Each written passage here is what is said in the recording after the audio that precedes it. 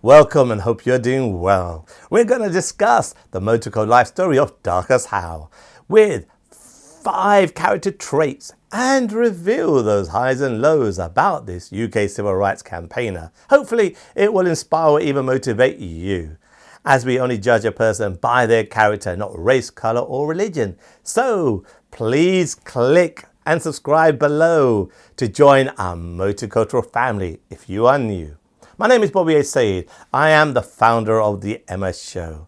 As you can see from these articles, Darcus didn't have an easy time. Let's hear from Darcus Howe, who had hosted our first Emma Show at the Dorchester Hotel in 1998, alongside his co-host Lisa Aziz. He was not only a Emma supporter and a subsequent patron, he knew the need for a multicultural society as he went through this period when overt racism was an everyday reality, leading to him to be in turn branded as a UK Black Power Movement member in the 1960s, as you will shortly see from this clip. This show wasn't made for a TV audience. It was only filmed for internal use only. However, he did raise the word multicultural that was wrongly used by many, as explained by me in other videos. Let's accept multicultural means what it means, the pursuit for social cohesion through equality and harmony. My lords, ladies and gentlemen, baronesses, all, and Mrs. Howe, good evening and welcome to the first Emma Awards. And tonight we celebrate excellence. 30 years ago, as I think we recorded on ITV on a trial of a certain figure, we didn't have time or space to celebrate, but since then I think you will agree that we have developed a very formidable presence in the British media, which has to be respected. Don't you think so? Yes. That's why we are here tonight. That's why we are here tonight. My lords, baronesses, ladies and gentlemen, may I thank you for attending and making this event illustrious, colorful, dramatic. We have made some strides in the British media and there is still a long way to go, particularly in the area of mainstream print journalism. Finally, I know you would wish me to join in showing your appreciation for the one person who conceived the idea of these awards and made it happen tonight. I call on stage Bobby Ayub Sahib.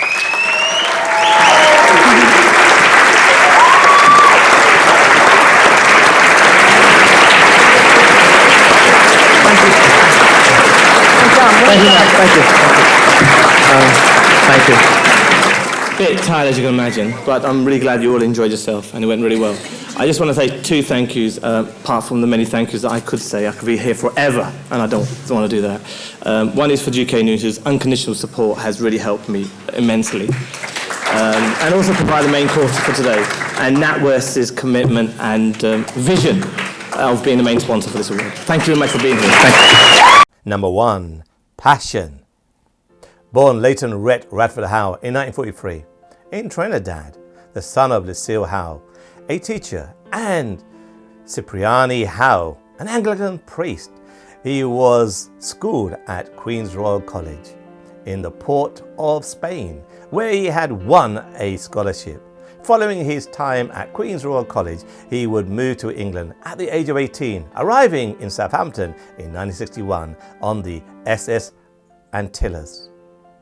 He arrived with the intention of studying law since he wanted to become a barrister. However, after 2 years at Middle Temple, he left, unwilling to be a second-class citizen.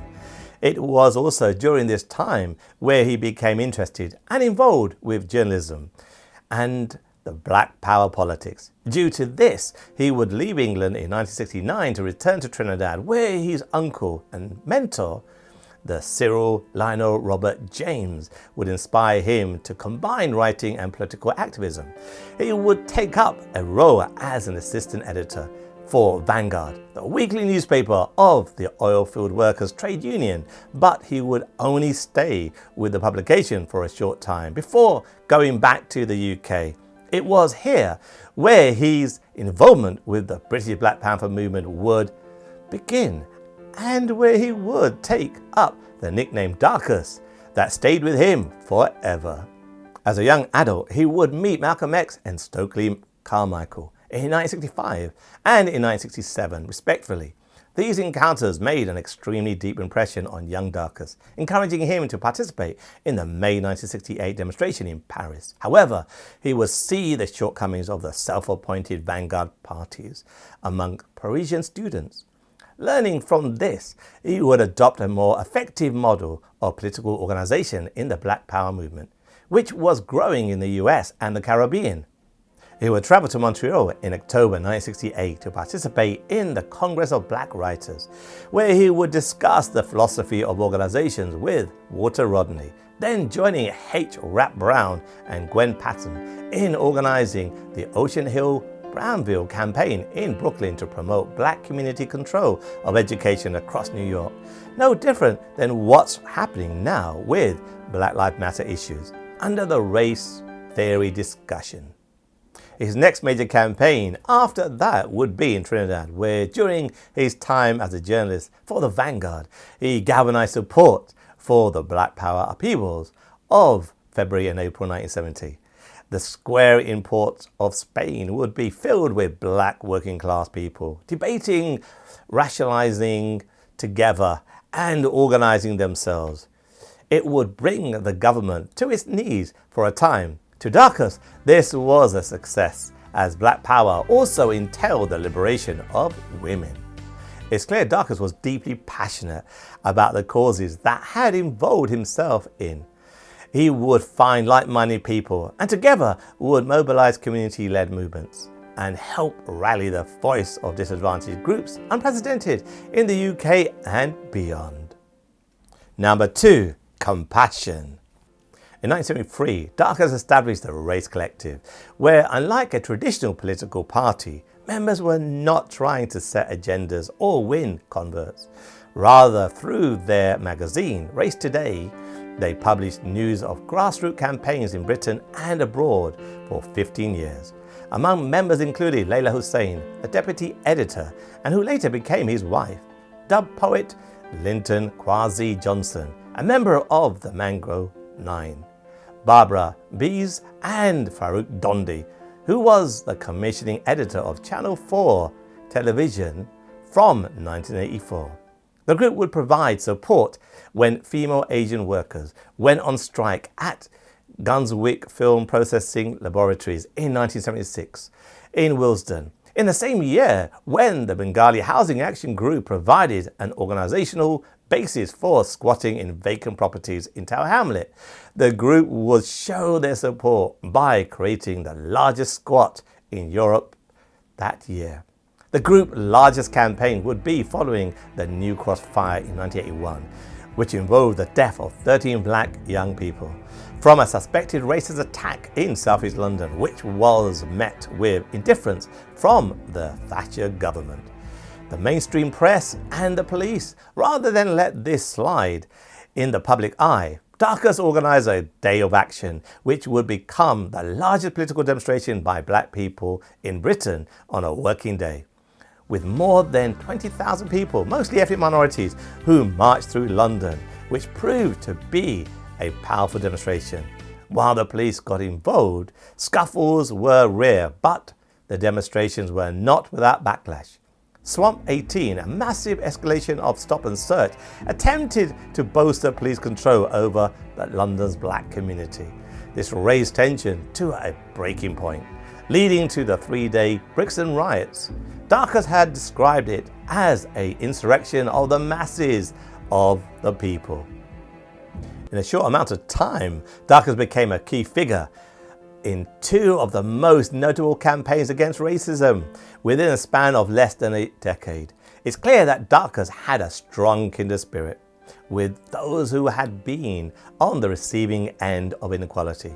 He used his experience and knowledge to ensure the struggles of others, like himself, would not be erased or swept under the carpet. Number 3, resilience. His act against racism and inequality often saw him butting heads with the British law, and more importantly, the police, and no stranger to being arrested for demonstrations which would turn violent when police intervened. This came to a head during their demonstration against racism in Notting Hill that turned violent after the police had attacked the demonstrators during their march. For 55 days in 1970, Darcus and Jones LeQuant led the defence of the Mangrove 9, which included themselves, Frank Critchlow and 6 others, from the dock of the Old Bailey. Even though the judge rejected Darcus' demand for an all-black jury, the 9 managed to stamp their authority on the case they were subjected to by the prosecution with intense scrutiny, and despite the combined forces of the Special Branch Metropolitan Police and the Judiciary and the Home Office, they prevailed not only by winning acquittal on charges including incitement to riot, but receiving the first judicial acknowledgement that there was evidence to racial hatred by the authorities. The verdict would send shockwaves through the political establishment, with senior figures in the Home Office trying and failing to get the judge to retract his own statement that criticised the relevant authorities. In 2000, Darcus would make 2 documentaries called White Tribe, which was released in 2000, and Slave Nation in 2001. The documentary set out to examine Britishness and whiteness by examining the rise of English nationalism and the resentment against the Polish migration, which was occurring during their large migration to the UK within the late 20th century and early 21st century. His documentaries helped to show some of the lesser known tension in the UK, which would rear their head very prominently during the politics of the mid-2010s to form Brexit. Even during the later stages of his life, Darcus understood the importance of ensuring the next generation would not forget the history behind the sentiments that still exist. He would advise the production team of John Ridley's Gorilla by informing them about the politics of the 1970s and the Black Panther Movement. For his contribution, they would acknowledge his involvement in its British production. Number 4, discipline. Before the Black Panther Movement, Darcus founded the Black Eagles, who would publish the Black Dimension magazine. The publication would include demands such as decent housing for all migrants, the release of political prisoners, and the demand that black people who were accused of crimes should be made up of a trial exclusively of black people. Articles in the Black Dimension also discuss the aspirations of recent migrants and the realities they would face when arriving in the UK. On top of this, the magazine would also show how British black radicals saw their struggle against white domination as per of an international movement, with many inspired by the fight for civil rights and the pushback against colonialism and racism in Africa, the US and Asia. These topics would continue in his broadcasting career, where as co-editor of the Bandon File, he seemed to fuse his experience in journalism and politics into the direction of the programs. The series' first 3 programs presented a direct style of investigating journalism, which at times would draw controversy. Episodes such as A License to Kill reported on the racial murders against 2 Arabs by whites in France, and Too Many Questions, which investigated the treatment of those seeking entry into the UK were treated by the British Immigration Service at Heathrow and Dover. The series would last for 4.5 successful years on Channel 4, with the last episode presenting a profile of the Egyptian novelist and poet Naguib Mahfouz, the only Arab to ever win the Nobel Prize for Literature. Number 5, risk-taking. Early in 2021, Darcus would be one of the individuals on the Local Heroes banner at the Tate Library through the Local Heroes Initiative. The initiative was launched by the Friends of the Tate Library in 2017 to ensure Brixton as a community recognises and appreciates those who serve the community during their lifetime and continue to be a role model for current and future generations today. His involvement with the Mangrove 9 would be featured in Steve McQueen's award-winning film Mangrove, which was released in 2020 on the BBC with Malachi Kirby playing Darcus Howe.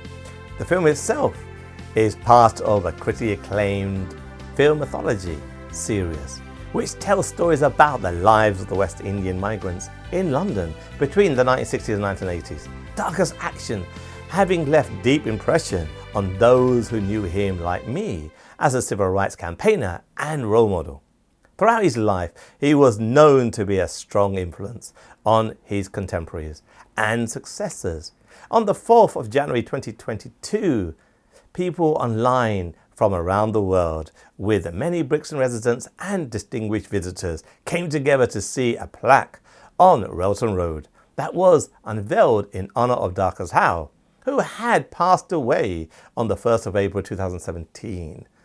And as a friend who I had known very well for many decades, the plaque, thankfully installed by Nubian Jack Community Trust, reminds us of his contribution to our community. In summary, Darcus Howe was one of the most trailblazing people of his generation who promoted civil rights due to racism, and then supported Emma's Multicultural Initiative for a better Britain.